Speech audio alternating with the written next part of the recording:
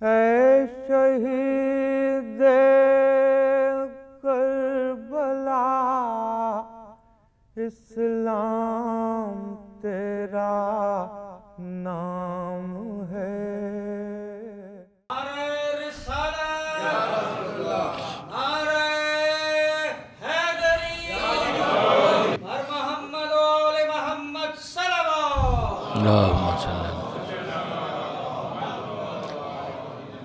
سیدہ ابریش علی جعفری بنت احمد علی جعفری اور مرحوم سید انیس عباس رضوی صاحب کے ایصال ثواب کے لیے رحم اللہ من قرأ الفاتحہ۔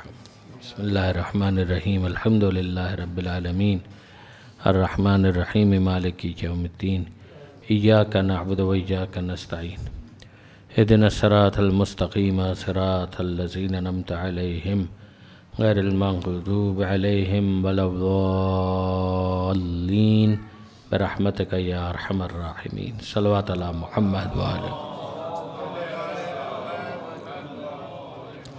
مل کر درود بھیج دیجیے گا محمد وآلہ محمد۔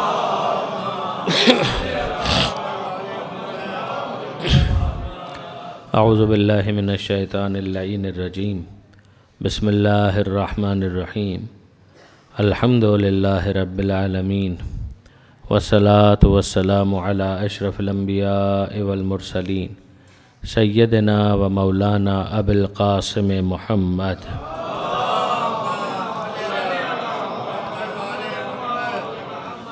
و اہل بیتہ الطیبین الطاہرین المعصومین المظلومین المنتجبین المنتخبین المیامین، لا سیما علی الامام المنتظر والحجۃ الثانی عشر الذین اذهب اللہ عنہم الرجس وطہرہم تطہیرا۔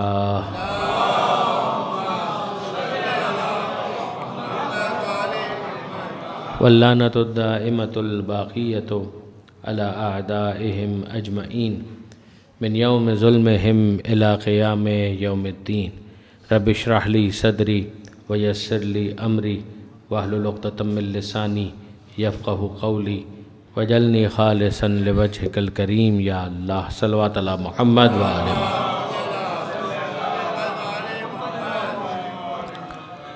اما بعد فقد قال اللہ سبحانہ وتعالی فی القرآن الحکیم، بسم اللہ الرحمن الرحیم، وَلْتَكُمْ مِنْكُمْ أُمَّةٌ يَدْعُونَ إِلَى الْخَيْرِ يَأْمُرُونَ بِالْمَعْرُوفِ وَيَنْهَوْنَ عَنِ الْمُنْكَرِ۔ صلوات علی محمد وآلہ محمد۔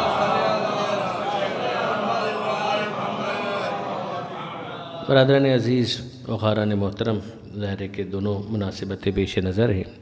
روانگی اہل حرم سے یہ مجلس منسوب ہے اور ایصال ثواب ہے دو مرحومین کے لیے، جن میں سے انیس عباس صاحب تو ظاہر ہے کہ اصولی طور پہ بانی مجلس تھے اور اشتہار میں بھی انہی کا نام لکھا ہوا تھا، اور یہ بھی اپنی جگہ حقیقت ہے کہ ان کی بڑی خواہش تھی کہ وہ اس مجلس میں شرکت کرتے۔ روحانی اعتبار سے تو میں مطمئن ہوں کہ وہ اس وقت یہاں پر موجود ہیں۔ پروردگار عالم انہیں عزاداروں میں شمار فرمائے۔ دعا ہے پروردگار عالم کی بارگاہ میں مرحومین کے درجات کو بلند فرما، ان کی نیکیوں کا انہیں بہترین اجر عطا فرما، اگر ان سے کچھ کوتاہیاں ہو گئی ہوں مغفرت فرما، پسماندگان کو مرحومین کے لیے امور خیر بجا لاتے رہنے کی توفیق عطا فرما۔ جانا ہم سب نے، ہم سب کے لیے سفر آخرت کو آسان فرما، اور باقی زندگی میں اس سفر کے لیے زاد سفر فراہم کرنے کی توفیق عطا فرما۔ درود بھیجیے گا محمد و آل محمد۔ اصل مناسبت کو پیش نظر رکھتے ہوئے جو آیت میں نے آپ کے سامنے تلاوت کرنے کا شرف حاصل کیا، یہ سورہ آل عمران کی آیت ہے کہ جس میں پروردگار عالم نے ایک گروہ کا ذکر کیا جو امر بالمعروف اور نہی عن المنکر کرنے والا گروہ ہے۔ اور اگر آپ دیکھیں گے تو جب امام مظلوم سید الشہداء حسین ابن علی علیہ السلام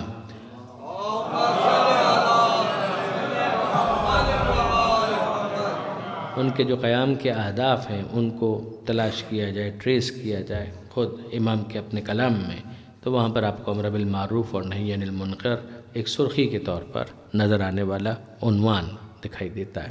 یہ سبب ہے کہ میں نے اس آیت کا انتخاب کیا۔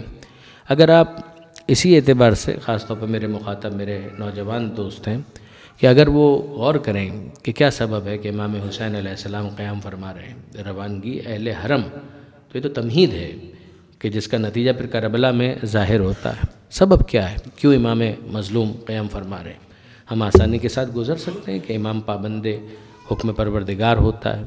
ظاہر ہے کہ امام حسین علیہ السلام کو یہ اطلاع دی گئی تھی، وعدہ طفلی تھا، پروردگار عالم نے پیغمبر اکرم تک اس بات کو منتقل کیا تھا، پیغمبر اکرم نے تربیت اسی انداز سے کی تھی، اور امام حسین علیہ السلام کی جو شہادت کی خبر ہے یہ ان غیبی معاملات میں سے ہیں کہ جن کی خبر پیغمبر اکرم کی احادیث میں کثرت کے ساتھ دی گئی۔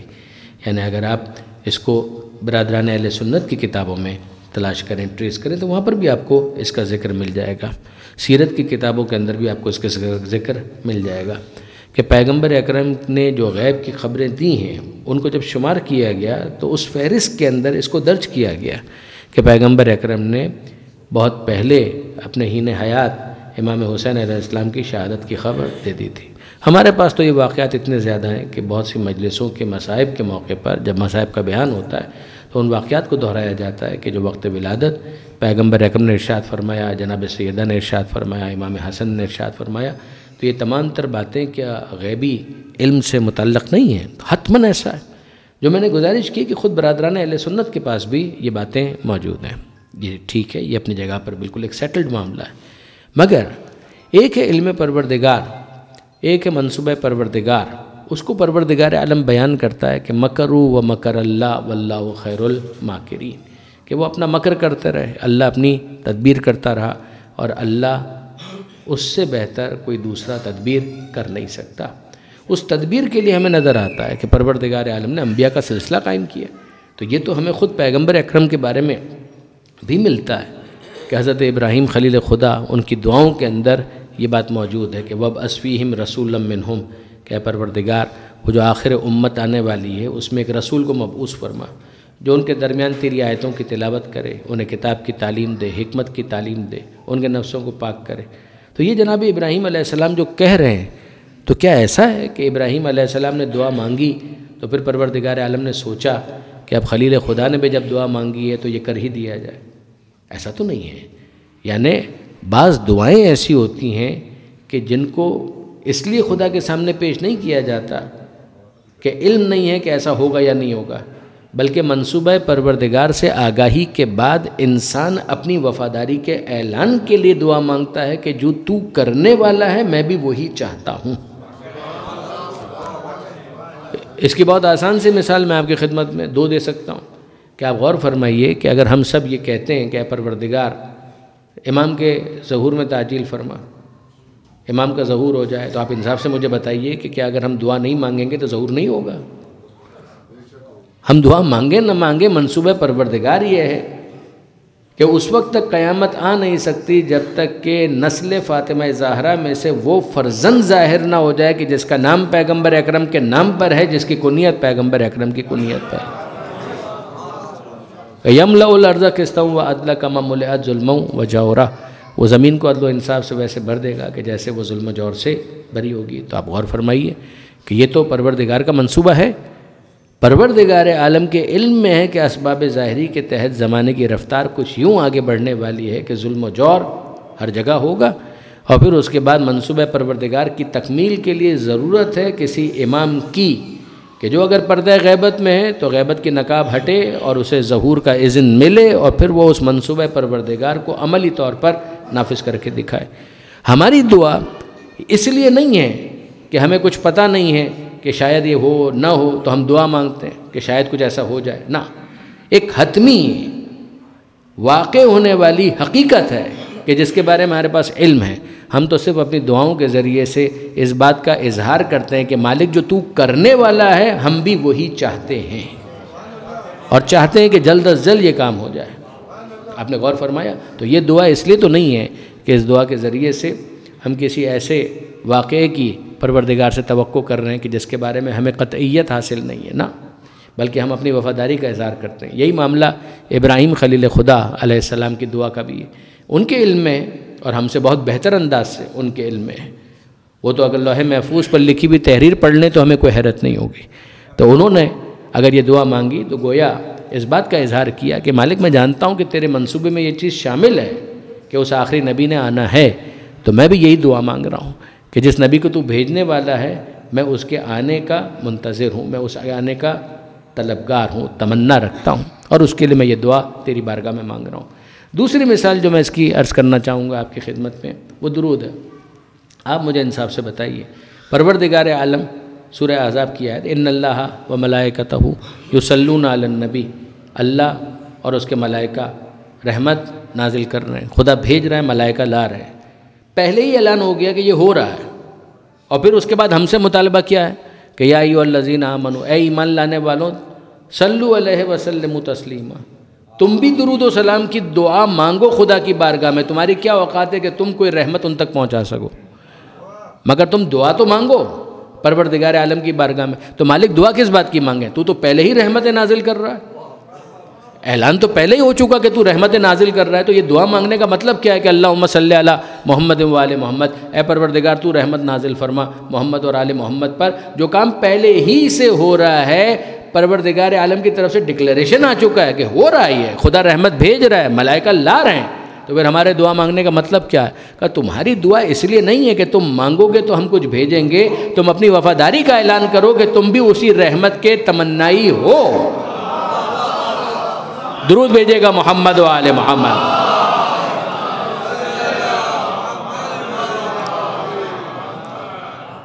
غور فرمایا اپنے برادران عزیز۔ تو اب اس کے بعد کہ یہ علم پروردگار وہ چیپٹر ہی بالکل الگ، کہ غیب میں خدا کے علم میں یہ ہے کہ زمانے کی رفتار کچھ اس طرح سے آگے بڑھے گی کہ اس موقع پر ابراہیم کو آنا چاہیے، اس موقع پر موسیٰ کو آنا چاہیے، اس موقع پر عیسیٰ کو آنا چاہیے، اس موقع پر زکریا کو آنا چاہیے، اس موقع پر یحییٰ کو آنا چاہیے۔ یہ پروردگار عالم کا علم اور اس سے متعلق پروردگار کی وہ اسکیم، وہ تدبیر کہ جس کو قرآن مجید نے بیان کیا۔ لیکن اب اس کے بعد کہ اس اسکیم کو نافذ ہونا ہے، اس کے لیے پروردگار عالم کی نگاہ انتخاب کس پر ٹھہرتی ہے؟ ہم جانتے ہیں کہ کربلا کے واقعے کے لیے نگاہ انتخاب ٹھہری ہے حسین ابن علی پر، وہ ہیں سید الشہداء۔ اور اب اس کے بعد پروردگار عالم نے جس کا انتخاب کیا، جس کا استفاء کیا، یعنی یہ واقعاً انسان کے لیے بہت زیادہ آئی اوپنر ہے کہ اگر ہم اس آیت کو دیکھیں کہ جس میں سورہ آل عمران میں پروردگار عالم نے کہا کہ ان اللہ اصطفیٰ، یقیناً اللہ نے چن لیا، استفاء۔ تو استفاء ہے، اس کا مطلب یہ ہے کہ یہ تو فعل ہے اور اسی کا مصدر ہے استفاء۔ اللہ نے چن لیا، تو کس کو چن لیا؟ کہ آدم کو چن لیا، ونوحً، نوح کو چن لیا، وآل ابراہیم۔ آدم اور نوح جب کہا تو ہماری توجہ ہوئی کہ شاید اگلا بھی نام آئے گا، مگر عجیب بات یہ ہے کہ پروردگار نے آدم اور نوح کے بعد ابراہیم نہیں کہا، فقط فرد کے استفاء کا اعلان نہیں کیا، سلسلے کے استفاء کا اعلان کیا۔ آدم کو چن لیا، نوح کو چن لیا، وآل ابراہیم، صرف ابراہیم کو نہیں چنا، آل ابراہیم کو چن لیا، وآل عمران، صرف عمران کو نہیں چنا، آل عمران کو چن لیا، علی العالمین، اور عالمین میں چن لیا۔ یعنی عالمین میں کوئی ایسا نہیں ہے کہ جو منصوبہ پروردگار کو اس طرح سے نافذ کر کے دکھائے کہ جس طرح سے آل ابراہیم میں سے کوئی منتخب، مصطفیٰ، مرتضیٰ اور مجتبیٰ بندہ کر کے دکھائے گا۔ اگر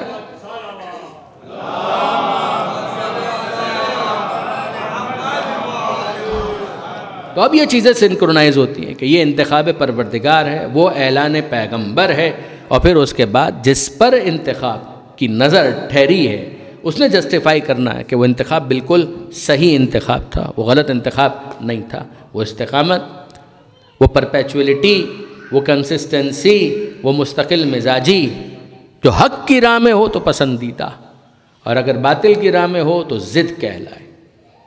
اگر آپ غور کیجئے تو کوئی شخص اگر وہ باطل کی راہ میں آگے بڑھتا چلا جائے اور وہ کہے کہ جناب بس ایک دفعہ طے ہو گیا تو پھر طے ہو گیا، ہم نہ اس کو ریوزٹ کرنے کے لیے تیار ہیں، نہ سیکنڈ تھاٹ دینے کے لیے تیار ہیں، ہم کہیں گے یہ ضدی ہے۔ کیوں ضدی ہے؟ اس لیے کہ جب اس کے اوپر کشف ہو چکا کہ یہ غلط کام ہے تو اس کو چاہیے کہ یہ ریوزٹ کرے۔ اگر صرف اور صرف اس راہ پر باقی رہنا پسندیدہ ہوتا تو حر کو پلٹ کے نہیں آنا چاہیے تھا۔ آپ غور کیجئے کہ جناب حر نے تو ریوزٹ کیا ہے، سیکنڈ تھاٹ دیا ہے، اور پھر اس کے بعد اپنی راہ کو ترک کر دیا ہے۔ اسی وجہ سے وہ علیہ السلام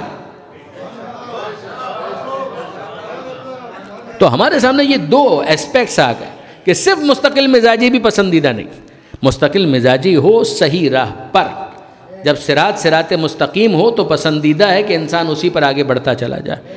لیکن یاد رکھیے کہ اگر مغضوب علیہم کا راستہ ہے یا ضالین کا راستہ ہے تو جتنا جلد ہو سکے انسان کا پلٹ جانا اس کو فائدہ پہنچائے گا، ورنہ تو وہ اس راستے پر اپنے ضد کی وجہ سے حق سے دور ہوتا چلا جائے گا۔ تو غور کیجئے گا کہ یہ دو الگ الگ چیزیں۔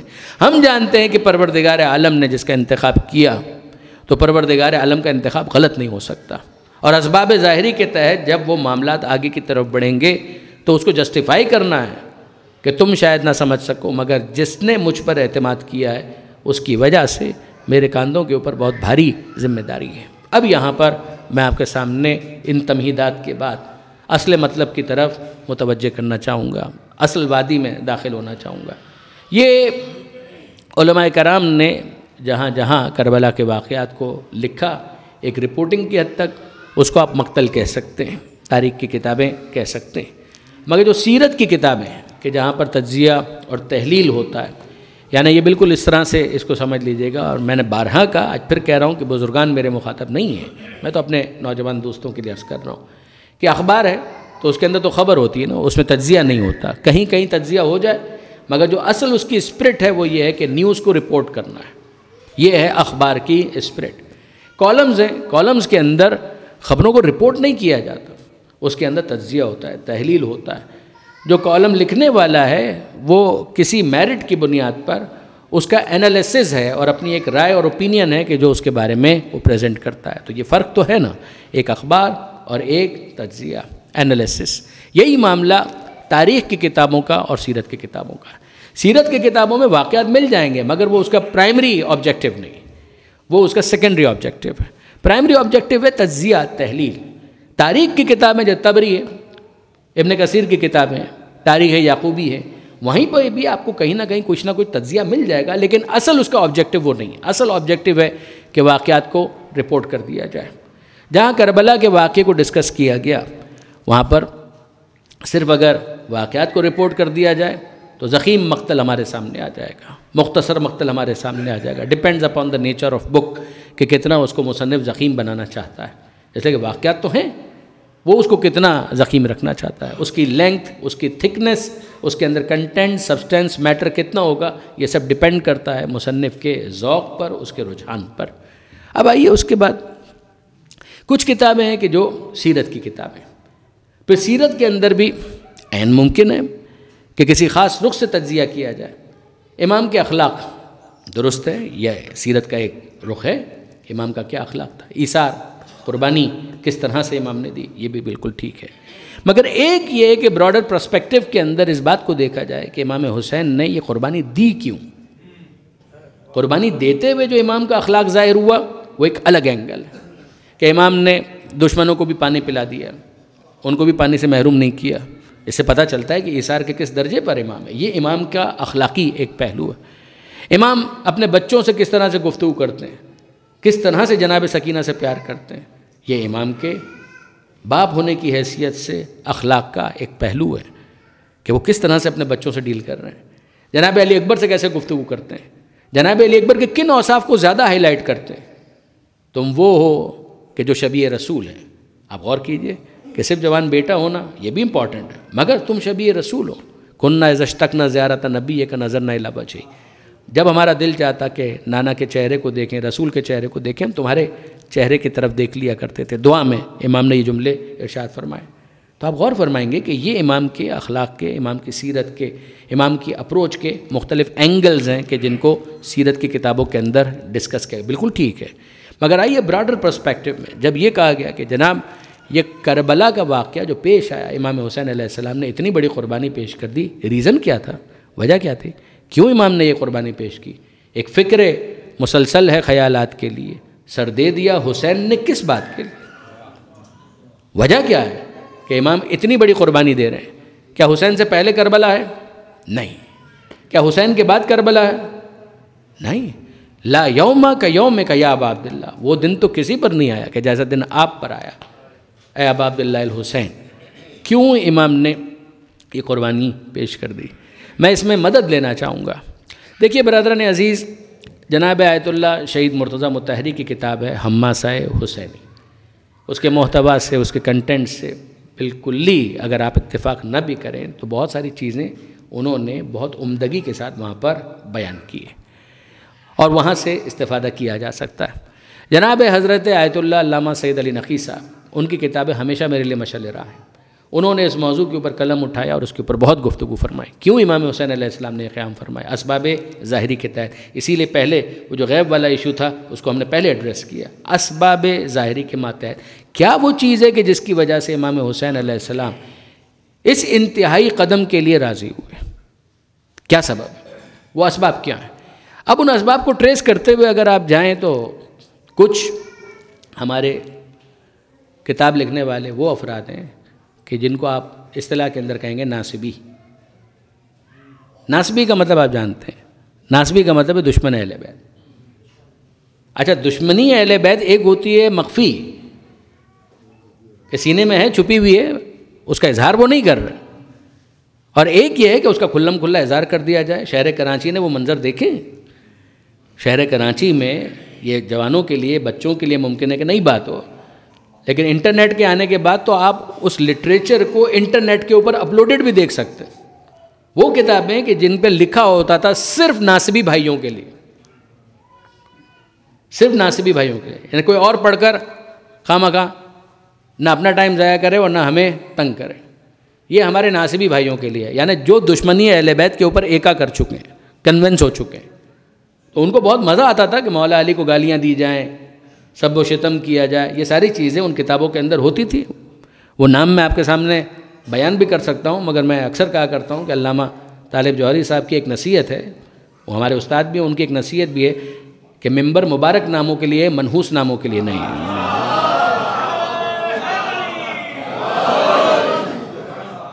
تو جب تک بہت زیادہ ضرورت نہ ہو، ضروری نہ ہو جائے، تب تک ہم ان ناموں کو لینے سے پرہیزی کرتے ہیں. ضروری ہوتا ہے تو آغاز ہی مجلس کا کیسے ہوتا ہے؟ اعوذ باللہ من الشیطان الرجیم. تو شیطان رجیم یہ تو ٹھیک ہے، ضروری ہے. اسی طرح کبھی کبھی ضرورت پڑتی ہے تو ہم یہ بھی پڑھ دیتے ہیں کہ تبت یدا ابی لہب و تب، مگر اس پر اکتفا کرتے ہیں. تو آپ دیکھیں گے کہ یہ آپ کو ملے گا. بعض افراد جو ناصبی ہیں انہوں نے تو اس کا جو رخ پیش کیا وہ یہ، جس کو خدا کے مطہری نے بھی سب سے پہلے ایک فیکٹر کے طور پر بیان کیا اور کہا کہ یہ تو بالکل ٹریش ہے. یعنی الفاظ میرے ہیں مگر جو بات انہوں نے بیان کی ہے اس کا خلاصہ یہ کہ ٹریش ہے. اور وہ بات کیا ہے کہ امام حسین علیہ السلام، ان کو تو کوئی خبر نہیں تھی کہ حالات کیا ہیں، کس طرف جا رہے ہیں، کیا معاملات ہیں. کوفے والوں نے خط لکھے اور جب امام کو خط آئے تو انہوں نے کہا کہ اچھا معاملات اتنے خراب ہو چکے ہیں، ہمیں تو کچھ پتہ ہی نہیں تھا. تو اگر اتنے حالات خراب ہو چکے تو ہم کو کیا کرنا چاہیے کہ ہم کو جانا چاہیے. تو وہ گئے اور وہاں پہ کوفے والوں نے ساتھ نہیں دیا اور کوفے والوں نے خود اپنے ہاتھوں سے ہی ان کو قتل کر دیا. کہ یہ ہے خلاصہ. اس میں وہ افراد کے جو ناصبیت کے آخری درجے پر ہیں وہ کہتے ہیں کہ اب دیکھیے نا کہ اب یہ معاملہ ہے. تو اب بتائیے کیسے ہمدردی ہو اس شخص کے ساتھ کہ جس کو نہ حالات کا پتہ تھا نہ واقعات کا پتہ تھا، معاذ اللہ، اور وہ سارا ملبہ ڈال دیتے امام حسین کے اوپر. یہ ہے ان کی اپروچ. ان میں کچھ دوسرے کہ جو ناصبیت سے کچھ وہابیت کی طرف شفٹ ہو جاتے ہیں تو وہ کہتے ہیں کہ یہ تو ہمارے لیے ممکن نہیں ہے کہ جناب ہم یہ کر سکیں کہ فرزند رسول کو برا بھلا کہیں، لیکن یہ کہ بات اتنی سی ہے کہ کرنا تو نہیں چاہیے تھا، ہونا تو نہیں چاہیے تھا. ہو گیا، مظلومیت کے ساتھ شہید ہو گئے، مگر اس کے تمہید مقدمات انہوں نے خود فراہم کیے تھے، نہ کرتے تو اچھا ہوتا. یہ وہ چیزیں ہیں کہ جس کو مختلف انداز سے آج بھی آپ یوٹیوب وغیرہ کے اوپر سن سکتے ہیں. وہ کہتے ہیں کہ ہاں ایسا ہی. اس میں پھر ہمارے تھوڑا سا اور شفٹ آ جاتا ہے تو وہ کہتے ہیں کہ نہیں جناب ہم ناصبی بھی نہیں ہیں، ہم وہابی بھی نہیں ہیں. میں بہت آپ سے نزدیک ہو کر یہ ساری باتیں عرض کر رہا ہوں کہ نہ ہم ناصبی ہیں نہ ہم وہابی ہیں. تو پھر وہ آ جاتے ہیں آل محمد کی محبت کے دعوے کے ساتھ.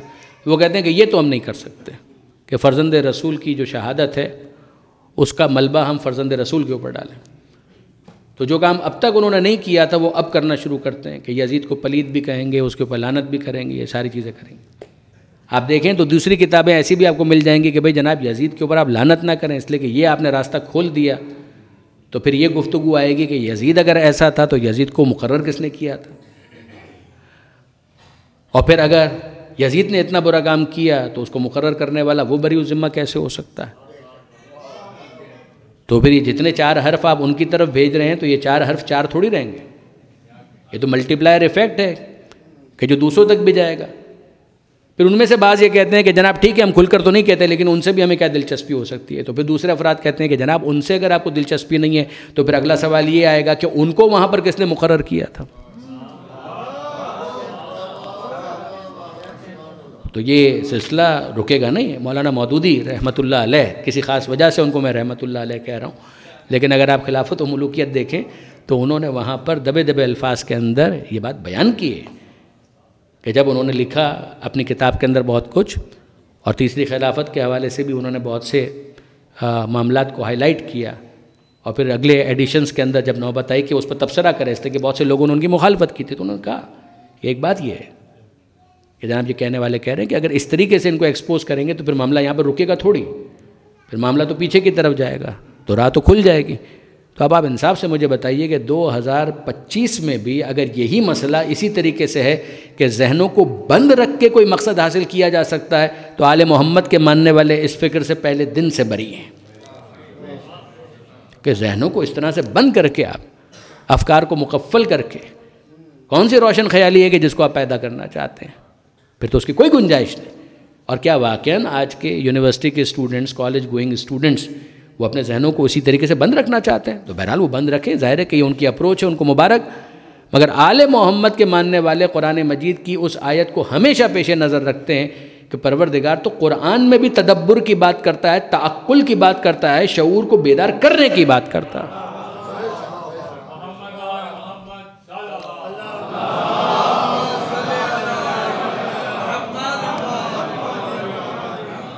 تو یہ ایک اپروچ ہے کہ جناب کوفے والوں نے خطوط لکھے جس کی وجہ سے فرزند رسول نکلے، ان کو تو پتہ ہی نہیں تھا، جب وہاں پہنچے تو پھر پتہ چلا کہ معاملہ تو بالکل گڑبڑ ہو گیا، اور انہیں لوگوں نے جنہوں نے بلایا تھا انہی نے امام کو قتل کر دیا، بات ختم ہو گئی. یہ ہے ایک اپروچ. آگے مطہرین نے اور دوسرے علماء نے بھی اس کے اوپر لکھا، اور انہوں نے کہا کہ آپ پہلے طے تو کریں کہ یہ کوفے والوں کے خطوط آئے کب تھے. کون سی کتاب ایسی ہے کہ جس میں آپ کو یہ ملتا ہے کہ جب امام حسین علیہ السلام 28 رجب کو نکل رہے تھے تو کسی کوفے والے کا کوئی خط امام کے پاس موجود تھا؟ کوئی خط نہیں تھا. امام رجب کے اختتام پر نکلے ہیں، شعبان کے آغاز میں 3 شعبان کو پہنچے ہیں مکہ مکرمہ، اور امام نے چند مہینے گزارے ہیں. امام نے چند مہینے گزارے ہیں، اور امام نے جب اپنا وقت مکہ میں گزارا تو مکہ ایک ایسی جگہ ہے ہب کہ جہاں پر لوگ عمرے کے لیے آ رہے ہیں، جا رہے ہیں، زیادہ وقت گزارتے ہیں. آج بھی ایسا ہی ہوتا ہے.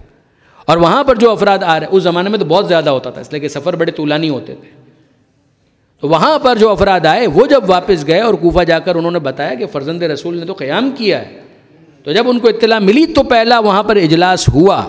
یعنی معاملہ یہ نہیں ہے کہ کوفے والوں نے خط لکھے تو امام نے قیام کیا، معاملہ یہ ہے ادر وے راؤنڈ کہ چونکہ امام نے قیام کیا اس لیے انہوں نے خط لکھے.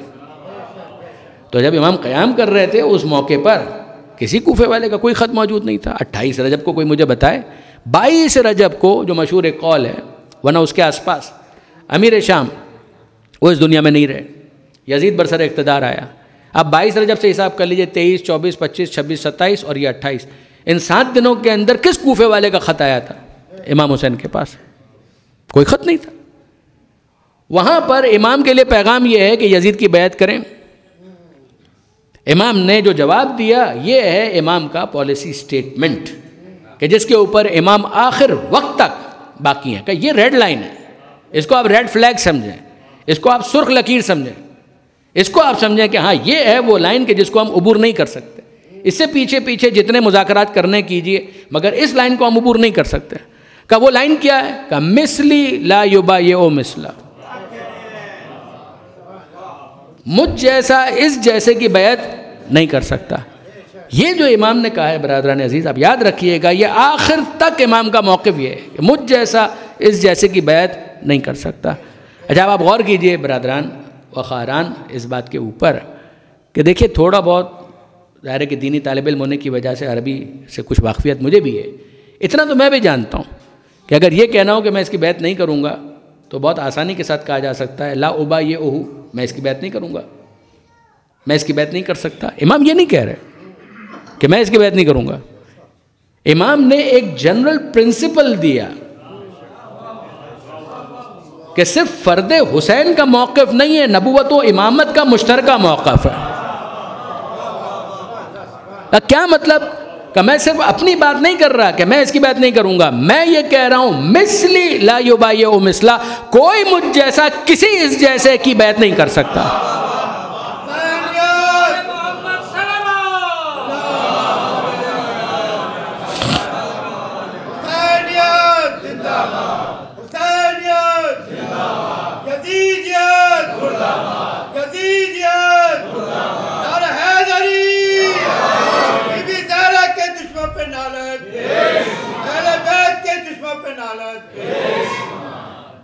غور فرمایا آپ نے برادران عزیز کہ مثلی لا یبایع مثلا، مجھ جیسا اس جیسے کی بیعت نہیں کر سکتا۔ یہ جو امام کہہ رہے ہیں اس کو تو کاؤنٹر ہو جانا چاہیے، یعنی سامنے والا کہے کہ فرزند رسول ٹھیک ہے آپ بیعت نہیں کرنا چاہتے نہ کریں، لیکن یہ آپ کیوں کہہ رہے ہیں کہ کسی مجھ جیسے نے کسی اس جیسے کی کیا کبھی بیعت نہیں کی؟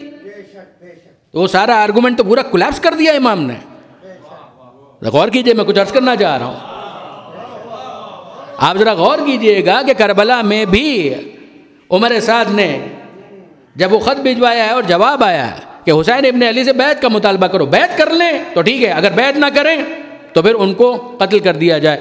تو یہ جو پیغام شمر لے کر آیا عبید اللہ ابن زیاد کے پاس سے، یہی خط تھا نا یزید کا ولید کے پاس مدینہ منورہ میں، بیعت، امام کا جواب مثلی لا یبایع مثلا، مجھ جیسا اس جیسے کی بیعت نہیں کر سکتا۔ یہی بات پھر سے آئی ایک مرتبہ ابن زیاد کی طرف سے، عمر ابن سعد نے پیغام بھیجا، ابن زیاد نے جواب دیا، شمر لے کر آیا، واسطہ بنا، اور جو پیغام لے کر آیا وہ کیا کہ جنگ کرو، بیعت لیں، اگر بیعت کر لیں تو ٹھیک ہے جنگ کرو، اور اگر جنگ کے اندر معاملہ ختم ہو جاتا ہے ان کا سر بھجواؤ، اور اگر تم اس مہم کو سر کرنے کے لیے تیار نہیں ہو تو تمہیں معزول کیا جاتا ہے۔ عمر سعد کو کلیئر کٹ کیٹیگوریکل میسج پہنچا دیا گیا۔ عمر سعد نے امام کے پاس کوئی فریش میسج نہیں بھیجوایا، کوئی فریش میسج نہیں بھیجوایا کہ وہ کہے کہ بھائی یہ آیا ہے جواب، اب آپ فرمائیے کہ کیا کہتے ہیں۔ نہیں، یہ جواب تو پہلے سے اس کے پاس موجود ہے۔ اب وہ نہیں پوچھتا کہ فرزند رسول کوئی ری وزٹ کرنے کے لیے تیار ہیں، سیکنڈ تھاٹ دینے کے لیے تیار ہیں، بلکہ جواب کیا ہے؟ حسین اور بیعت۔ یہ عمر سعد حسین اور بیعت، ارے اس کے سینے میں اس کے باپ کا دل ہے، نہ اس کے باپ نے کبھی بیعت کی تھی نہ وہ کبھی بیعت کرے گا۔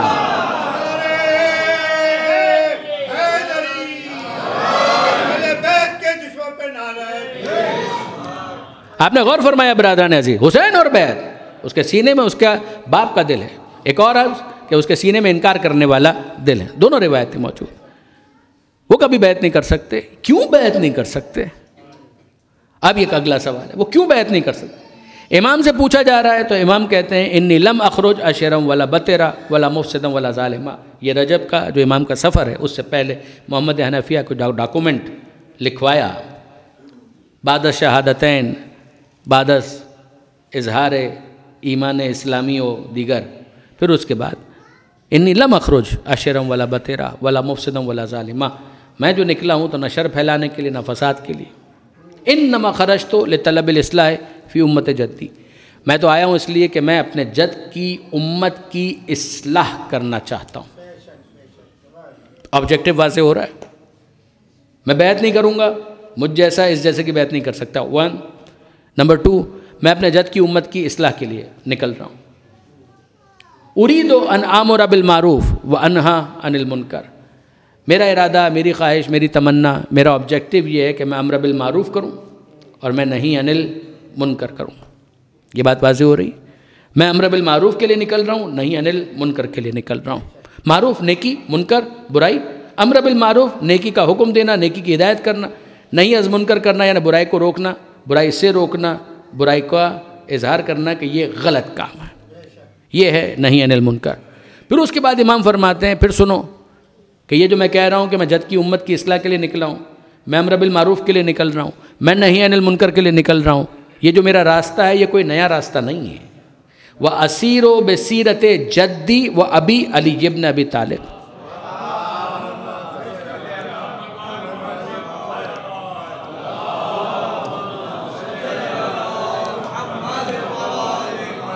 میں جو یہ نکل رہا ہوں تو یہ اس لیے کہ امر بالمعروف کروں، نہیں عن المنکر کروں، یہ کوئی نیا راستہ نہیں ہے۔ اسیرو، یہ میرا راستہ وہی ہے بصیرت جدی، جو میرے جد محمد مصطفیٰ کا راستہ تھا، میرے بابا علی مرتضیٰ کا راستہ تھا. یہ وہی راستہ ہے، کوئی فرق نہیں ہے. اب آئیے، یہ تو معاملہ اور کمپلیکیٹڈ ہو گیا کہ اگر یہ راستہ وہی راستہ تھا تو پھر اس کے بعد ہمیں کربلا تو حسین کی زندگی میں نظر آتی ہے. امر بالمعروف نہی عن المنکر کیا پیغمبر اکرم نے نہیں کیا؟ خود حسین کہہ رہے ہیں کیا. کیا مولا علی نے نہیں کیا؟ بالکل کیا. کیا امام حسن نے نہیں کیا؟ بالکل کیا. کیا امام حسین نے اب تک، جب تک یہ بیعت کا مطالبہ نہیں تھا، تو کیا امام امر بالمعروف نہیں کر رہے تھے، نہی عن المنکر نہیں کر رہے تھے؟ لاجیکلی سوچئے گا. تو اب تک کربلا تو نہیں ہے، اب تک کربلا تو نہیں ہے. کیا بعد والے ائمہ نے امر بالمعروف نہیں کیا؟ کیا بعد والے معصومین نے نہی عن المنکر نہیں کیا؟ کیا. جب راستہ ایک ہے تو پھر کربلا فقط ایک مرتبہ کیوں ہے؟ سبب کیا ہے؟ جد کی امت کی اصلاح سب کرنا چاہتے ہیں، خود جد کرنا چاہتے ہیں. امر بالمعروف سب کرنا چاہتے ہیں، نہی عن المنکر سب کرنا چاہتے ہیں. وَلْتَكُمْ مِنْكُمْ أُمَّةٌ، یہ وہ موقع ہے سرنامہ کلام کی آیت کہ تم میں ایک گروہ ایسا ہونا چاہیے کہ جو خیر کی طرف بلانے والا ہو، امر بالمعروف کرنے والا ہو، نہی عن المنکر کرنے والا ہو. تو پروردگار عالم تو کہہ رہا ہے کہ ایسا ہونا چاہیے، اور وہ کہہ رہے ہیں کہ یہ کوئی نیا راستہ نہیں، راستہ وہی ہے کہ جو میرے جد کا تھا، میرے بابا کا تھا. پھر کربلا کیوں نہیں ہے؟ کربلا صرف 61 ہجری میں کیوں ہے؟ پھر کربلا صرف یونیک کیوں ہے؟ پھر 10 محرم ہی کو کربلا کیوں ہے؟ کیا سبب ہے برادران عزیز؟ یہ ہے غور طلب بات. اور میں آپ سے پوچھنا چاہتا ہوں کہ کون سی نئی برائی ہو گئی تھی ان 7-8 دنوں کے اندر، 6 دنوں کے اندر کون سی نئی برائی ہو گئی تھی؟ 22 رجب کو، جن کا ذکر پہلے میں نے کیا، امیر شام وہ اس دنیا سے رخصت ہوئے، اور یہ 4-6 دنوں کے اندر کون سی نئی برائی ہو گئی؟ بالکل صحیح ہے. آپ کہیں یزید شراب خوار تھا، بالکل تھا. آپ کہیں کہ یزید بدکار تھا، بالکل تھا. بد کردار تھا، بالکل تھا. جوا کھیلتا تھا، بالکل کھیلتا تھا. یہ سارے وہ کام کرتا تھا. کیا یہ پہلا آدمی تھا؟ معذرت کے ساتھ کچھ کہنا چاہ رہا ہوں، کیا یہ پہلا آدمی تھا؟ اور میں آپ کی خدمت میں عرض کرتا ہوں کہ مجھے ایک بات بتائیے، فرض کیجئے کہ یزید شراب نہ پیتا ہوتا تو کیا امام بیعت کر لیتے؟ یزید کبھی جوا نہ کھیلا ہوتا تو کیا امام بیعت کر لیتے؟ یزید بدکار نہ ہوتا، بد کردار نہ ہوتا تو کیا امام بیعت کر لیتے؟ تو اس کا مطلب یہ ہے کہ یہ اوصاف اس کی شخصی خرابی کو تو بتاتے ہیں، جس کا نام یزید ہے، مگر بیعت نہ کرنے سے اس کا کوئی تعلق نہیں ہے. بیعت نہ کرنے سے اس کا کوئی ربط نہیں ہے، کوئی تعلق نہیں. وہ ایسا تھا، بالکل تھا. وہ بدکار تھا، بالکل تھا. یہ ساری برائیاں اس کے اندر پائی جاتی تھیں، ان میں سے کوئی ایک بھی نہ ہوتی. وہ 5 وقت کا نمازی ہوتا، ماہ رمضان کے ساتھ رجب شعبان کے روزے بھی رکھتا، نماز شب بھی پابندی سے پڑھتا، کبھی اس نے گالی نہ دی ہوتی، تب بھی حسین ابن علی کا جواب یہی ہوتا، مجھ جیسا اس جیسے کی بیعت نہیں کر سکتا. یا وجہ کیا؟ اچھا میں آپ سے پوچھتا ہوں، یہ سارے گناہ بہت بڑے ہیں، اس میں کوئی شک نہیں ہے، یہ گناہ سارے بہت بڑے ہیں، گناہ کبیرہ ہیں، مگر مجھے بتائیے کہ قتل نفس محترم سے بڑے ہیں؟ میں آپ کے سامنے فہرست بیان کروں کہ کن کن بے گناہ افراد کو پہلے قتل کیا گیا. کربلا اس وقت بھی نہیں ہے. عجیب بات یہ، کربلا اس وقت بھی نہیں ہے. مذمت ہے، کنڈمنیشن آپ کو مل جائے گا، مگر ٹو دس ایکسٹینٹ کہ جہاں پر کربلا ہو جائے، نہیں، کربلا اس کے بعد بھی نہیں ہے. آپ کو مذمت مل جائے گی، سب مل جائے گا، کربلا نہیں ہے. تو کربلا کیوں نہیں ہے؟ شراب پینے سے بڑا گناہ ہے کسی کو قتل کر دینا. عمر ابن حمق خزائی پیغمبر اکرم کے صحابی ہیں، قتل کیے گئے امیر شام کے زمانے میں. اور اس سے پہلے چلے جائیے قتیل جن، ذرا دیکھیے دوسری خلافت کا یہ کیا واقعہ کہ جہاں صرف انسانوں سے کام نہیں لیا، کام نہیں چلا، تو کسی کو جن مشہور کر کے اسی سے قتل کروا دیا گیا. مجھے نہیں معلوم میرے نوجوان دوست اس واقعے کی طرف کتنے متوجہ ہیں، مگر یہ بھی ایک پرلطف واقعہ ہے. قتیل الجن، کہ وہ صحابی رسول کے جن کو جن نے قتل کر دیا. مخالف تھے حکومت کے، خلافت کے، جو اس وقت صاحبان اقتدار تھے ان کے مخالف تھے. قتل ہو گئے اور مشہور یہ ہوا یہ جن نے قتل کرا دیا. تو سبحان اللہ، نامعلوم افراد. تو یہ سب ہوتا ہے اور ہوتا رہا ہے. تو آپ غور فرمائیے گا برادران عزیز کہ یہ سارے جو گناہ ہوئے ہیں اس کے بعد بھی ہمیں کربلا نظر نہیں آتی. بیعت کا جب مطالبہ ہوتا ہے تو امام بیعت سے انکار کرتے ہیں، اور اب کربلا ہے. اب اس کا مطلب کیا ہے کہ امر بالمعروف اور نہی عن المنکر ایک بہت وسیع ٹاپک ہے، ایک بہت بڑا ڈومین ہے کہ جس کو ہر امام ہر نبی اپنے زمانے میں انجام دے رہا ہے. مگر یاد رکھیے گا آلٹرنیٹو ہو سکتا ہے، سبسٹیٹیوٹ ہو سکتا ہے. اگر آپ کسی جگہ جانا چاہتے ہیں، یا اکثر اس بات کو سمجھانے کے لیے میں مثال دیا کرتا ہوں کہ آپ کو مثال کے طور پر حج کرنا ہے، ہوائی جہاز میں چلے جائیے 4 گھنٹے میں پہنچ جائیں گے. ہوائی جہاز نہیں ہے تو بحری جہاز سے چلے جائیے، دن زیادہ لگیں گے مگر پہنچ جائیں گے. آپ غور فرمائیے، سفر وہی ہے، وہ ہوائی جہاز کے ذریعے سے تھا، یہ بحری جہاز کے ذریعے سے ہو گیا. اگر زمینی راستہ موجود ہے اور بحری جہاز بھی آپشن نہیں ہے، بس میں چلے جائیے، گاڑی میں چلے جائیے، ممکن ہے کہ ٹائم اور زیادہ لگ جائے، لیکن یہ کہ بالآخر آپ پہنچ جائیں گے حج کرنے کے لیے. اگر وہ بھی نہیں ہے، موٹر سائیکل پر چلے جائیے، ٹائم اور لگ جائے گا مگر آپ پہنچ جائیں گے. آپ غور کر رہے ہیں اسپیڈ کم ہو رہی ہے، مگر یہ کہ سفر آبجیکٹو آپ کا بالکل معین ہے.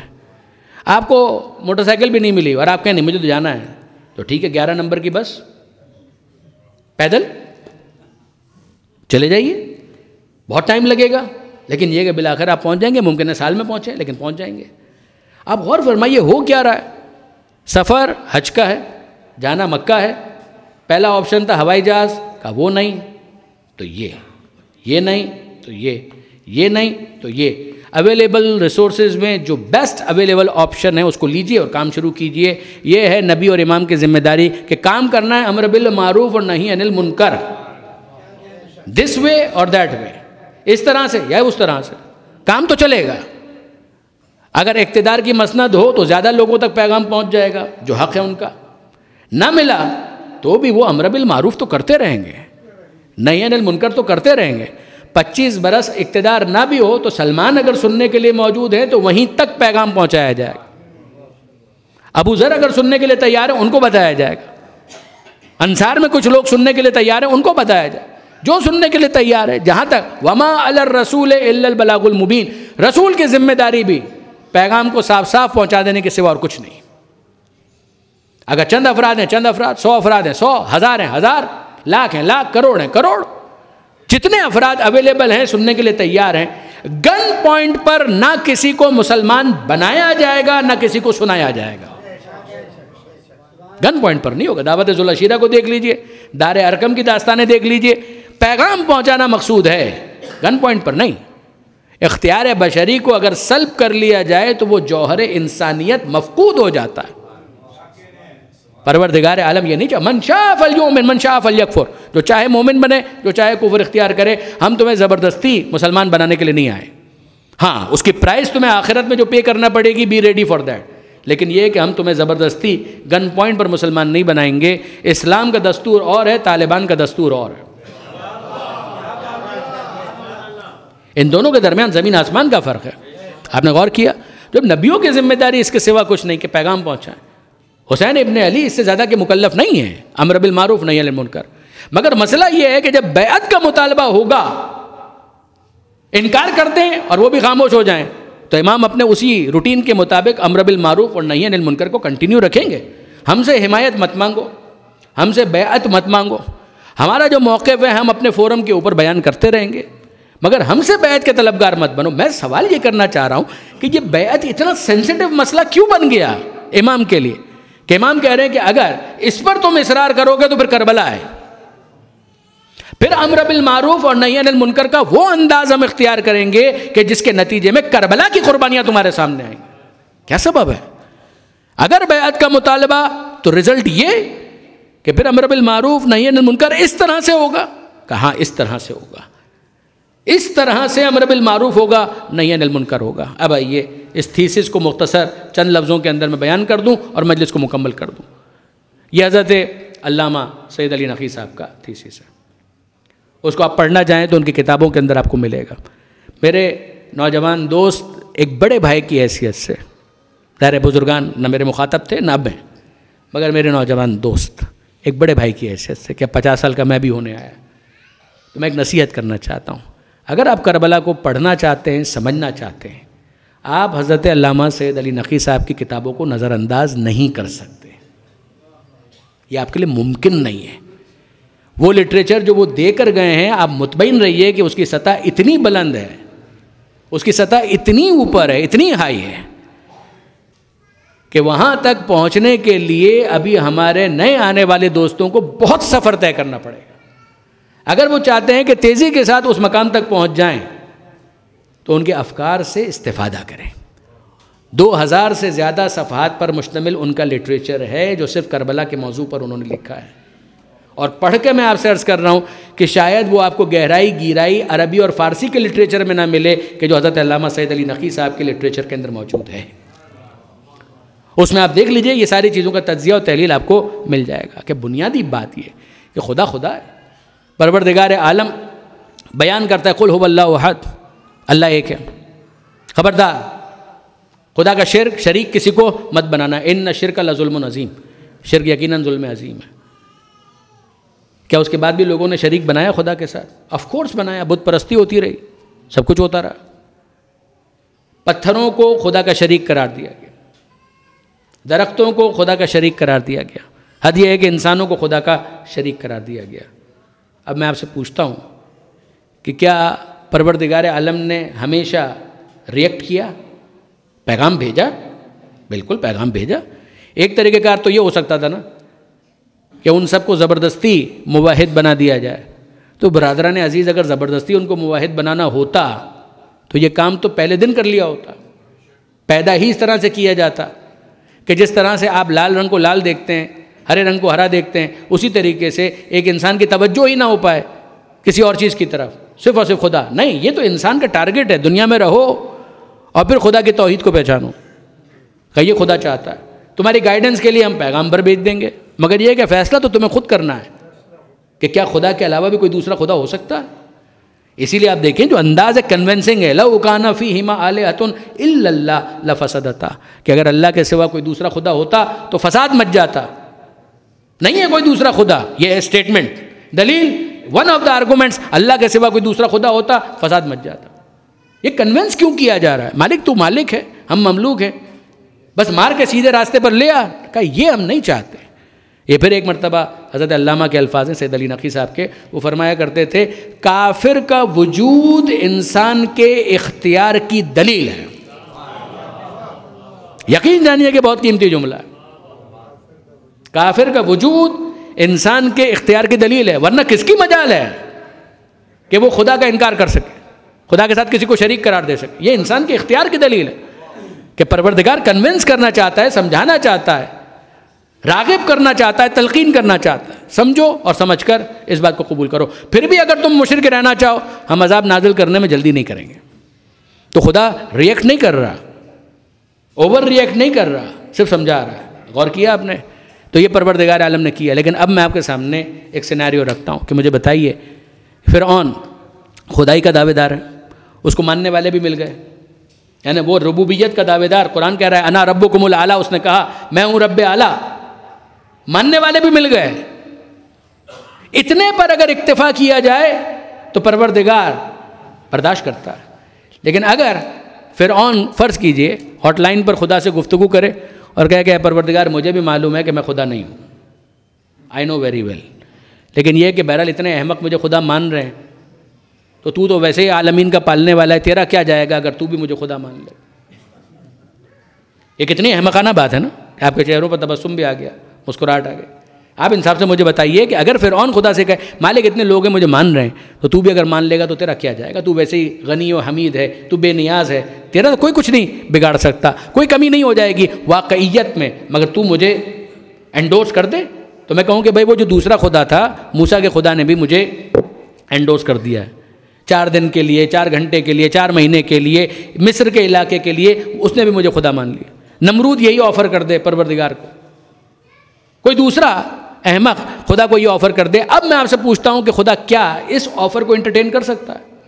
اس نے عذاب نازل کرنے میں جلدی نہیں کی ہے، اس نے راغب کرنے کی کوشش کی ہے، تلقین کرنے کی کوشش کی ہے، دلیل دی ہے، کنونس کرنے کی کوشش کی ہے۔ اب اگر یہ کوئی کہے کہ مجھے بھی تو خدا مان لے، تو کیا خدا ان میں سے کسی کو ٹیمپرریلی صحیح خدا مان سکتا ہے؟ خدا نہیں مان سکتا، اس لیے کہ یہ واقعیت کے خلاف ہے۔ وہ ہے ایک وحدہ لا شریک، اگر وہ ان کو مان بھی لے تب بھی یہ خدا نہیں بنیں گے. لیکن کیا اس خدا کی خدائی باقی رہے گی جو اب تک کہہ رہا تھا کہ میں وحدہ لا شریک ہوں؟ آپ نے غور فرمایا؟ یہ وہ ریڈ لائن ہے کہ جس کو عبور نہیں کیا جا سکتا. پروردگار عالم اگر ان جھوٹے دعوے داران خدائی کو خدا مان لے تب بھی یہ خدا نہیں بنیں گے. مگر اس خدائے حقیقی کو خدائی کہاں باقی رہی؟ وہ خدا گیا کہ جو توحید کا دعوے دار تھا، جو توحید کو سمجھا رہا تھا. وہ سارے انبیاء جو مشن لے کر آئے تھے ان کا مشن کمپرومائز ہو جائے گا. لہذا پروردگار عالم یہ نہیں کرے گا. یہ ہے ریڈ لائن. اب آئیے توحید کے بعد رسالت پر آ جائیے. اتنے انبیاء آئے، اتنے نبی آئے، سچے بھی آئے اور بعض جھوٹے بھی تھے. بھائی مرزا غلام احمد تو تازہ قضیہ ہے نا نسبتاً. پرانا مسلمہ کذاب، اس کو کذاب کہا اس لیے گیا کہ اس نے دعوی نبوت کیا تھا جھوٹا. پیغمبر اکرم کے زمانے کی بات ہے، بالکل متصل پیغمبر اکرم سے. ایک خاتون ہے، انہوں نے بھی نبیہ ہونے کا دعویٰ کیا تھا. یہ سب جھوٹے نبی ہیں. اب میں آپ سے پوچھتا ہوں کہ بھئی سچے نبی تو اتنے ہیں آدم سے لے کر ختمی مرتبہ تک. یہ جھوٹے نبی ہیں مسلمہ کذاب وغیرہ، وہ پیغمبر اکرم کے پاس آ کر یہ کہیں کہ اللہ کے رسول میں بھی جانتا ہوں کہ میں رسول نہیں ہوں، میں بھی جانتا ہوں، آئی نو ویری ویل. لیکن یہ کہ بہرحال آپ جانتے ہیں کہ اتنے افراد مجھے نبی مان ہی رہے ہیں. خدا نے برداشت بھی کیا ہے، آپ بھی تحمل کرنے والے ہیں، آپ صاحب خلق عظیم بھی ہیں، رحمت للعالمین بھی ہیں. تو ایک لطف کریں، محبت فرمائیں کہ اگر زحمت نہ ہو تو کچھ عرصے کے لیے مجھے بھی آپ وقتی طور پر ہی صحیح موقتاً ٹیمپرریلی نبی مان لیجیے، آپ کا کیا جائے گا.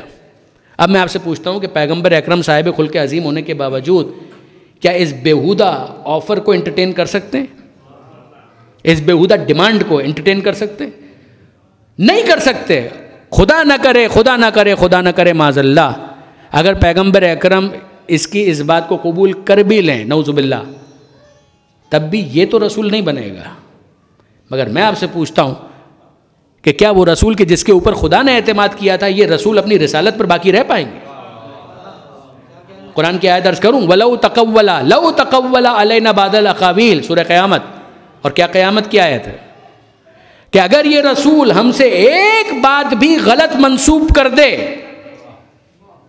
اگر ایک جملہ بھی غلط منسوب کر دے، ایک بات بھی، بعض الاقاویل اہل علم جانتے ہیں بعض کا اطلاق کم سے کم ایک پر ہوتا ہے، اگر یہ ایک بات بھی ایسی کہہ دے جو ہم نے نہیں کی اور یہ کہہ دے کہ خدا یہ کہتا ہے، تو کیا ہوگا؟ لَأَخَذْنَا مِنْهُ بِالْيَمِينِ، ہم اسے پکڑ لیں گے. ثُمَّ لَقَطَعْنَا مِنْهُ بِالْوَتِينِ، ہم اس کی شے رگے جاں قطع کر دیں گے، اسے حق کے حیات سے محروم کر دیں گے. اس کو حق کیا ہے کہ ہمارے اعتماد کو ٹھیس پہنچائے. اب میں آپ سے پوچھتا ہوں پوری زندگی میں ایسا کچھ ہوا؟ جب نہیں ہوا تو ماننا پڑے گا کہ پیغمبر اکرم کی پوری زندگی عصمت کے پہرے میں. آپ نے غور فرمایا برادران عزیز؟ اب اس سینیریو کے اوپر غور کیجئے. وہ اگر آ کر یہ کہے کہ اتنے مجھے مان رہے ہیں آپ بھی مجھے مان لیجئے، پیغمبر اکرم نہیں مانیں گے. لیکن اگر مان لیں تب بھی وہ رسول نہیں بنے گا. لیکن ان کے ماننے کا نتیجہ کیا نکلے گا؟ ان کی نبوت گئی، صرف ان کی نبوت گئی. ماضی میں جتنے انبیاء آئے تھے جنہوں نے ان کے آنے کی خبر دی تھی ان کی نبوت گئی کہ غلط انسان کے آنے کی خبر دی. کیا معاملہ یہاں پر رکے گا؟ وہ خدا کے جس نے ان کے اوپر اعتماد کیا تھا، جس نے کہا تھا کہ یہ منزل استفاء پر ہیں، ان کو میں نے چن لیا، تو کیسوں کو چنا تھا؟ ہم تو یہ رونا رو رہے تھے کہ بندوں کو چننا نہیں آتا، اب پتہ چلا خدا کو بھی چننا نہیں آتا. آپ نے غور فرمایا؟ اس کا نتیجہ کیا ہے؟ ماضی کی نبوتیں ختم، صرف نبی کی رسالت نہیں، ماضی کی نبوتیں ختم. اور پھر اس کے بعد خدا کی خدائی، اس پر سوال آ رہا ہے. یہی معاملہ امامت پہ ہے، یہی مسئلہ امامت کا ہے. بیعت کا مطالبہ، اس کا مطلب کیا ہے؟ بھائی اتنے لوگ آپ کو مان رہے ہیں، ہم سے کیوں اصرار ہے کہ ہم بھی مانیں؟ کہ جانشین رسول تو یہ ہیں، ان سے مطالبہ آپ بھی مانیے. یقین کیجئے کہ حسین نہیں مان سکتے، حسین نہیں مان سکتے. وہ کہہ رہے ہیں مجھے امام مانیے، مجھے جانشین رسول مانیے. ارے جو الٹا سیدھا آپ کو دعویٰ کرنا ہے آپ کرتے رہیے، آپ خدا ہونے کا دعویٰ کریں، ہم سے کیوں مطالبہ ہے کہ ہم انڈورس کریں؟ کہ نہیں، آپ کو کرنا پڑے گا. اور اگر آپ قبول نہیں کریں گے تو پھر جنگ تو جنگ. کربلا تو کربلا، مگر یہ نہیں ہو سکتا کہ ہم کسی ایسے کو امام مان لیں جو امام نہیں ہے، اور اگر ہم نے مان بھی لیا تب بھی یہ امام نہیں بنے گا، مگر اگر ہم نے مان لیا تو ہماری امامت ختم، ہماری امامت ختم۔ تو اس کا مطلب یہ ہے کہ بعد میں آنے والے کسی امام کی امامت کی نوبت ہی نہیں آئے گی، اور اگر میری امامت ختم تو اعلان ہوا تھا حسن کی زبانی، حسن کی امامت گئی، اور اگر حسن کی امامت کا اعلان علی نے کیا تھا، علی کی امامت گئی، علی کی امامت ختم تو غدیر میں اعلان کیا مصطفیٰ نے، مصطفیٰ کی رسالت ختم، مصطفیٰ کی رسالت ختم۔ تو عیسیٰ سے لے کر آدم تک وہ سلسلہ کہ جس نے اس مصطفیٰ کے آنے کی خبر دی تھی، ساری رسالتیں ختم۔ اب آپ اندازہ کیجئے حسین کے انکار کی قیمت کا، کتنا قیمتی ہے یہ انکار جو مصطفیٰ سے لے کر آدم تک نبوتوں کو بچا رہا ہے، علی سے لے کر مہدی تک امامتوں کو بچا رہا ہے۔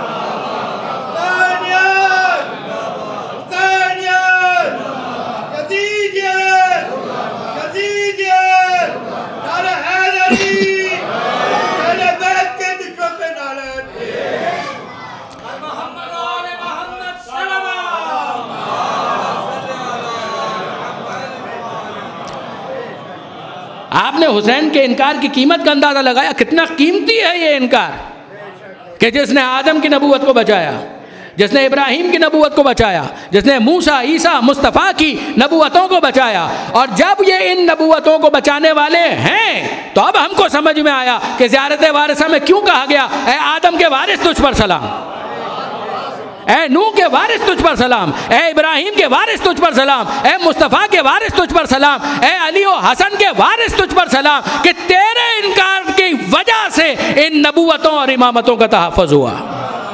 درود بھیجے گا محمد و آل محمد۔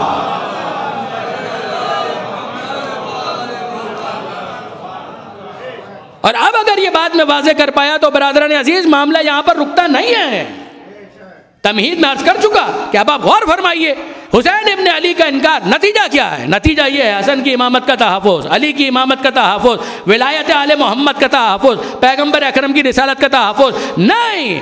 اگر حسین ابن علی انکار نہ کریں تو نتیجہ کیا نکلتا ہے کہ خدائی انتخاب غلط قرار پاتا، کہ خدا نے اعلان کیا تھا استفا آدم و نوح و آل ابراہیم، مگر یہ کیسا انتخاب ہے کہ جو غلط ثابت ہو گیا، اور اگر انتخاب غلط ثابت ہو گیا تو خدائی پروردگار کی ہے مگر خطرے میں ہے، خدا کی توحید خطرے میں ہے۔ حسین ابن علی کا انکار فقط آدم سے مصطفیٰ تک نبوتوں کو نہیں بچا رہا، فقط علی سے لے کر مہدی تک امامتوں کو نہیں بچا رہا، حسین کا انکار ہے توحید کے تحفظ کی ضمانت۔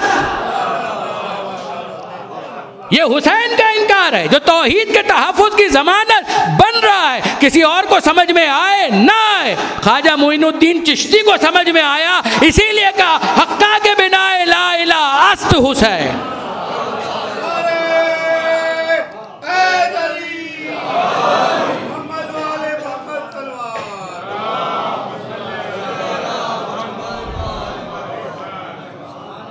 خواجہ اجمیری نے کہا حقہ کے بنا ہے لا الہ است حسین، حق یہ ہے کہ بنا لا الہ قرار پایا، لا الہ جو شرک کے انکار کے لیے، لا الہ نہیں ہے کوئی خدا، باطل خداؤں کا انکار۔ میں توقع کروں گا کہ آپ اس کو مربوط کر پا رہے ہیں، انکار لا الہ، اور یہی وہ بات جو اقبال نے کہی پس بنا لا الہ گردید است، وہ ہے کہ جو لا الہ کی بنا بن گئے، بنیاد بن گئے، مگر اس کی تمہید ہے روانگی اہل حرم۔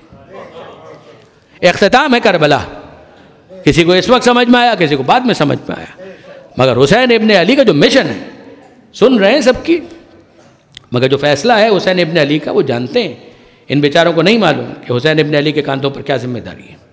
وہ پیغمبر اکرم ایسے نہیں کہہ کر گئے، وہ وعدہ طفلی مربوط کیجئے گا جو ابتدا سے احباب تشریف فرما ہے کہ اب وہ جو غیب میں منصوبہ پروردگار کہ اسباب ظاہری کے تحت جب رفتار زمان اس طرح سے آگے بڑھے گی تو پھر اس کے بعد ضرورت ہوگی کہ کسی موقع خاص پر جب یہ مطالبہ بیعت کسی وارث پیغمبر سے کیا جائے، کسی نمائندہ پروردگار سے کیا جائے، تو وہ اتنا حوصلہ مند ہو کہ اپنی جان قربان کر سکے، صرف اپنی جان قربان کر دے نہیں، اپنے گھر والوں کی جان کو بھی قربان کر سکے، اپنے جگر کے ٹکڑوں کو قربان کر سکے۔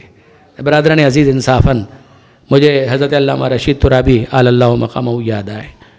وہ فرمایا کرتے تھے کہ 2 دن ایسے آل محمد کی تاریخ میں جو بہت سخت ہیں، امتحان، آزمائش، ابتلا، مصائب کا بہت سخت 2 دن ہے۔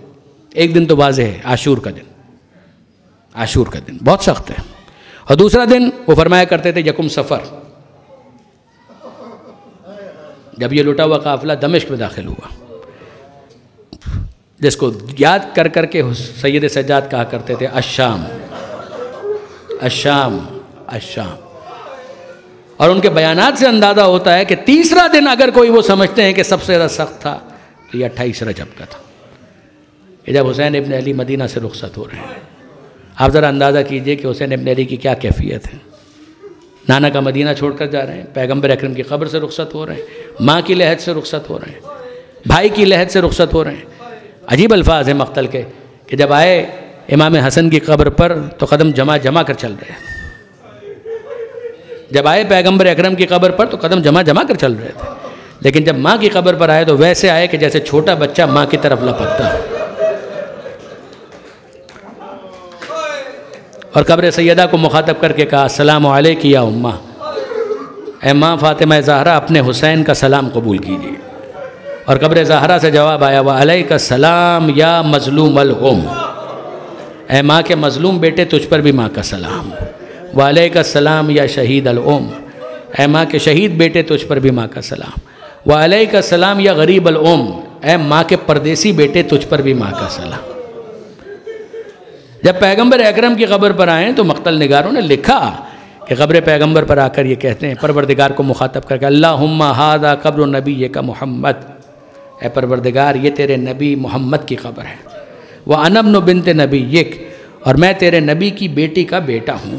قد حضر من الامر ما قد علمت، اے پروردگار وہ وقت آ گیا جو یقیناً تیرے علم میں ہے۔ اندازہ کیجئے گا گفتگو مربوط ہے کہ وہ علم پروردگار پر نظر رکھنے والا، کہ زمانے کی رفتار وہاں پہنچ چکی ہے کہ جہاں علم پروردگار میں یہ تھا کہ ایک ایسی قربانی پیش کی جائے۔ قد حضرنی من الامر ما قد علمت، اے پروردگار وہ وقت آ گیا جو یقیناً تیرے علم میں ہے، فاختر لی، مالک میرے لیے کچھ ایسا اختیار کر جس میں تیری بھی رضا ہو، تیرے نبی مصطفیٰ کی بھی رضا ہو۔ معیار یہ ہے تیری رضا اور تیرے نبی مصطفیٰ کی رضا۔ اور پھر اس کے بعد حسین ابن علی نے ظاہر ہے کہ سامان سفر تیار کرنے کا حکم دیا۔ 28 رجب کو مغرب سے پہلے یہ قافلہ روانہ ہونا چاہتا ہے، اور جب روانہ ہو رہا تھا تو رخصت کی باری ہے، بیویوں سے رخصت ہو رہے ہیں کہ جو مدینہ میں ٹھہر رہی ہیں۔ آپ جانتے ہیں کہ جناب ام سلمہ بالآخر مدینہ منورہ میں تھی، جناب ام البنین مادر ابو الفضل عباس وہ مدینہ منورہ میں تھی۔ جناب ام البنین کے جناب ام سلمہ کا ایک اسٹیٹس ہے جس کی وجہ سے یہ بات خاص طور پہ سمجھ میں آتی، مگر جناب ام البنین کا مدینہ میں رہنا اس کو قرینہ قرار دیا ہے جناب علامہ سید علی نقی صاحب نے جناب فاطمہ صغریٰ کے وجود پر۔ وہ فرمایا کرتے تھے کہ محسوس ہوتا ہے کہ یہ بالکل درست ہے کہ امام حسین کی ایک بیٹی جناب فاطمہ صغریٰ مدینہ منورہ میں تھی، ورنہ جناب ام البنین کا مدینہ میں ہونا اس کی کوئی اور وجہ سمجھ میں نہیں آتی مگر یہ کہ اس بیمار بیٹی کی تیمارداری مقصود تھی۔ یہ حسین کا اہتمام ہے، مگر کوئی فاطمہ صغریٰ سے پوچھے کہ کیا وہ راضی ہے؟ ہم جب مدینہ منورہ جاتے ہیں الحمدللہ کہ کئی مرتبہ جانے کا اتفاق ہوا، جب مدینہ سے نکلتے ہیں تو دل یہ چاہ رہا ہوتا ہے کہ کاش ایک رات اور یہاں رہنے کا موقع مل جائے، کاش ایک دن اور یہاں پر رہنے کا موقع مل جائے۔ وہاں ہم اپنے زائرین سے پوچھتے ہیں آپ میں سے کوئی ایسا ہے کہ جو یہ چاہتا ہو کہ جلد از جلد مدینہ سے روانہ ہو جائے؟ تو سب کا جواب ہوتا ہے کہ نہیں، ہم میں سے کوئی یہ نہیں چاہتا۔ ہاں بس ایک شخصیت تھی جو جلد از جلد مدینہ سے روانہ ہونا چاہتی تھی اور اس کا نام تھا فاطمہ صغریٰ۔ بابا مجھے بھی اپنے ساتھ لے کر جائیے، چھوٹی بچی ہے۔ علماء یہ کہتے ہیں کہ واقعاً سوچنے کی بات ہے کہ کیوں حسین ابن علی فاطمہ صغریٰ کو لے کر نہیں جا رہے ہیں، کیا سبب ہے؟ کہ ممکن ہے کہ وجہ یہ ذہن میں آئے کہ صغریٰ بہت چھوٹی ہے اس وجہ سے صغریٰ کو نہیں لے کے جا رہے، مگر علی اصغر سے تو چھوٹی نہیں ہے، اصغر کی تو عمر ابھی 2 ہفتے ہے، رجب ہی کے مہینے میں تو ولادت ہوئی ہے، تو اصغر سے چھوٹی تو نہیں ہے۔ کا ذہن میں ہو سکتا ہے کہ یہ آئے کہ جناب ہو سکتا ہے کہ یہ وجہ ہو کہ بچیاں ان کو اس سفر میں کہاں لے جائیں، مگر جب سکینہ جا سکتی ہے تو صغریٰ کیوں نہیں جا سکتی؟ کا تیسری وجہ یہ ہو سکتی ہے کہ صغریٰ بیمار ہے، اس وجہ سے سفر کی صعوبتوں کو برداشت نہیں کر پائے گی، مگر سید سجاد سے زیادہ تو بیمار نہیں ہے۔ اب آپ غور فرمائیے کہ جتنے اسباب ذہن میں آتے ان سب کی نفی ہوتی جا رہی ہے. اصغر جتنی چھوٹی نہیں ہے, سکینہ بچی ہے تو یہ بھی جا سکتی ہیں, سجاد بیمار ہیں تو یہ بھی جا سکتے ہیں. اور پھر اس کے بعد صغرا کی طرف سے اتنا اصرار, ہم یہ کہیں کہ نہیں بچی مطمئن ہو گئی ہے اس لیے حسین ابن علی کی طرف سے بھی اب کوئی زیادہ ساتھ لے جانے کے اوپر اصرار نہیں. کہا کہ نہیں یہ بھی نہیں ہے, بچی کی طرف سے اصرار ہے, بابا مجھے ساتھ لے کر جائیے, بابا مجھے ساتھ لے کر جائیے. یہاں تک کہ جناب صغرا سے منسوب ہے کہ انہوں نے 2-3 کام ایسے کیے. میں معذرت چاہتا ہوں, چند دقیقے میں نے آپ کے زیادہ لے لیے, مگر اس بات کو بس مکمل کروں اور آپ کی زحمت تمام. عجیب ہے کہ جناب صغرا نے کچھ کام ایسے کیے. مولانا عسکری, غلام عسکری مرحوم خطیب اعظم, وہ یہ فرمایا کرتے تھے کہ جب صغرا کو لگا کہ شاید میری سنوائی نہیں ہوگی تو انہوں نے کام یہ کیا کہ جناب رباب کے پاس آئیں اور جناب رباب کے پاس آ کر یہ کہا کہ اماں اب تک تو میں نے اپنے بھائی کو اپنی گود میں بھی نہیں لیا, کیونکہ صغرا بیمار تھی, اصغر چھوٹے تھے, تو اب تک صغرا میں نے تو اپنی گود میں بھی نہیں لیا. کہ اماں کچھ دیر کے لیے میرا بھیا میری گود میں تو دے دو, میں اپنے بھائی کو پیار تو کر لوں. اب آپ لوگ روانہ ہو رہے ہیں. تو جناب اصغر کو جناب رباب نے آنکھوں میں آنسو کے ساتھ فاطمہ صغرا کی گود میں لیا, اور جب جناب صغرا نے اپنی گود میں لیا اور پیار کرنے لگی تو کانوں سے اپنے لبوں کو متصل کر کے کہنے لگیں, بھیا اصغر سب تو مجھے چھوڑ کر جا رہے ہیں, کیا تم بھی مجھے چھوڑ کر جا رہے ہو؟ یہ مولانا عسکری فرمایا کرتے تھے کہ جیسے ہی اصغر نے یہ جملہ سنا, اب فطرت میں وجدان میں کیا الہام ہوا کہ جس کے نتیجے میں اصغر نے صغرا کی گود سے کسی اور کی گود میں آنے سے انکار کر دیا. اب جناب رباب کہہ رہی ہیں بیٹی صغرا مجھے دے دو, کہ آپ لیجئے, مگر صغرا کی گود سے اصغر نہیں آ رہے. جناب لیلا نے کوشش کی مگر اصغر ان کی گود میں بھی نہیں آتا ہے. سب بیویاں کوشش کر چکی, کسی کی گود میں نہیں آ. یہاں تک امام حسین آ کر پوچھتے ہیں کہ تاخیر کا سبب کیا ہے؟ کہ اصغر نے صغرا کی گود سے کسی اور کی گود میں آنے سے انکار کر دیا. حسین ابن علی پیار سے آئے, قریب آئے اور اصغر کے کانوں سے اپنے لبوں کو متصل کیا اور کہنے لگے, میرے لال اصغر میں کبھی تجھے تیری بہن سے جدا نہ کرتا, مگر تجھے معلوم ہے نا کربلا میں میرا مشن تیری قربانی کے بغیر مکمل نہیں ہو سکتا. بس یہ جملہ حسین نے کہا اور ہمک کر علی اصغر حسین کی گود میں آ گئے. مجھے نہیں معلوم کہ اب جو میں روایت پڑھ رہا ہوں یہ اس سے پہلے کا واقعہ یا بعد میں, مگر ہوا کہ جناب صغرا کو ایک امید تھی کہ شاید اس طرح سے مجھے بابا لے جائیں. چھوٹی بچی دیکھیے, اس کی نفسیات کو ذہن میں رکھیے گا, یا کسی اور موقع پر. مگر صغرا نے ایک اٹیمپٹ اور کیا, اور وہ کوشش یہ تھی کہ جناب زینب کے پاس آئیں اور آ کر یہ کہنے لگیں کہ پھوپھی زینب آپ لوگ جا رہے ہیں, مجھے ساتھ لے کر نہیں جا رہے, میری کیا خطا ہے بابا, کیوں مجھے نہیں لے کر جا رہے, کیا وجہ ہے کہ مجھے محروم کیا جا رہا ہے؟ تو جناب زینب نے کہا کہ اے میری بیٹی فاطمہ صغرا, کچھ دنوں کی بات ہے, اس کے بعد ہم وطن سے واپس پلٹ کر وطن واپس آئیں گے. تو اب جناب صغرا کہتی ہیں کہ پھوپھی اماں مجھے معلوم ہے آپ لوگ تو آئیں گے, جس حال میں بھی آئیں گے, مگر آپ لوگ تو آئیں گے, یہ میں جانتی ہوں, مگر میرا بابا واپس نہیں آئے گا. جناب زینب کی آنکھوں میں آنسو آ گئے, آواز بھر آ گئی, صغرا کیوں اپنے بابا کے بارے میں ایسی بات کہہ رہی؟ کہا نہیں پھوپھی اماں میں نہیں کہہ رہی, کوئی وجہ ہے. کہا کیا ہوا؟ کہا کل رات کی بات تھی, میرا دل کچھ گھبرا رہا تھا, بیمار ہوں, میرا دل گھبرا رہا تھا, میں اپنے کمرے سے نکل کر صحن میں آ گئی اور وہاں پر چہل قدمی کر رہی تھی. میں نے محسوس کیا کہ کوئی بی بی ہے جو یہ فریاد کر رہی ہے, ہائے میرا لال. کبھی کہتی ہے ہائے میرا لال, کبھی کہتی ہے ہائے میرا بیٹا, کبھی کہتی ہے ہائے میرا حسین. پھوپھی اماں انہوں نے تو نہیں بتایا, مگر میں آواز کو دیکھ کر سن کر سمجھ گئی, اور ان کی شبیہ اور ان کے انداز کو دیکھ کر سمجھ گئی کہ یہ اور کوئی نہیں, میری دادی فاطمہ زہرا. اور ان کا فریاد کرنا بتلا رہا ہے کہ اب وقت بہت قریب ہے کہ جب میرا بابا اس دنیا سے رخصت ہونے والا. اور اب جناب زینب آنکھوں میں آنسو کے لے کر جناب صغرا کا ہاتھ تھام کر آئیں, اور یہ بالکل آخری وقت تھا کہ جب حسین ابن علی رخصت ہوا چاہتے ہیں بیویوں کو بس اب ہماری میں سوار ہونا ہے, کہ جب امام حسین کے قریب آئیں جناب زینب تو سوال کرتی ہیں, بھیا کیا سبب ہے, کیا سبب ہے؟ ہم قربانی کے لیے جا رہے ہیں, بالکل ٹھیک ہے, مگر کیا سبب ہے کہ صغرا کو یہاں پر چھوڑ کر جا رہے ہیں, صغرا کو بھی ساتھ لے جائیے. یہ روایت نہضت الحسین کے اندر صاحب کتاب نے تحریر کی کہ اس موقع پر حسین ابن علی صغرا کو کسی طرح سے دور کرتے ہیں, زینب کو لے کر الگ ہوتے ہیں اور کہتے ہیں کہ نہیں زینب صغرا ساتھ نہیں جا سکتی, صغرا ساتھ نہیں جا سکتی. کہا بھیا سبب کیا ہے؟ بچی اتنی فریاد کر رہی ہے, پریشان ہو رہی ہے, آپ بھی اس سے بہت محبت کرتے ہیں, بچی بھی آپ کے بغیر رہ نہیں سکتی اور آپ چھوڑ کر جا رہے ہیں, جو قربانیاں ہم دے لیں گے, کیا سبب ہے کہ بچی کو یہاں پر ہم چھوڑ کر جا رہے ہیں؟ اب حسین ابن علی کہتے ہیں زینب تجھے معلوم ہے کہ کربلا کے بعد کیا مصائب ہے, کیا مصائب؟ قتل و غارت گری, شہداء کی شہادت, یہ تو ہم تیار ہیں, خیمے جلائے جائیں گے اس کے لیے بھی ہم تیار ہیں، سب کچھ تیار ہے۔ بیویوں کی چادریں چھین لی جائیں گی، بے مخنا و چادر کے بازاروں اور درباروں میں پھرایا جائے گا، ہمیں معلوم ہے۔ بس بات اتنی سی ہے کہ میری ہر بیٹی کسی نہ کسی بزرگ کی شبیہ ہے۔ ان سب کا بے پردگی کے ساتھ بازاروں اور درباروں میں جانا یہ بھی میں گوارا کر لوں گا، مگر میں کیا کروں کہ میری سغرا میری ماں فاطمہ زہرا کی شبیہ ہے، یہ میری ماں فاطمہ زہرا کی شبیہ ہے۔ حسین سے یہ برداشت نہیں ہو سکتا کہ شبیہ فاطمہ زہرا کو بے مخنا و چادر کے کبھی بازاروں میں لے جایا جائے، کبھی درباروں میں لے جایا جائے۔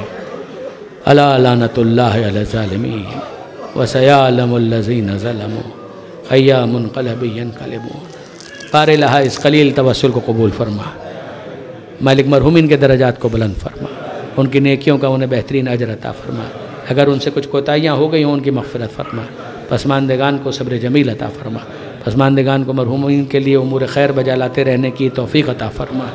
مالک ہم سب کے لیے سفر آخرت کو آسان فرما، زمانے کے امام کے ظہور میں تعجیل فرما، ہمیں ان کے اعوان و انصار میں شمار فرما۔ ماتم حسین۔ اے شہید کربلا، اسلام تیرا نام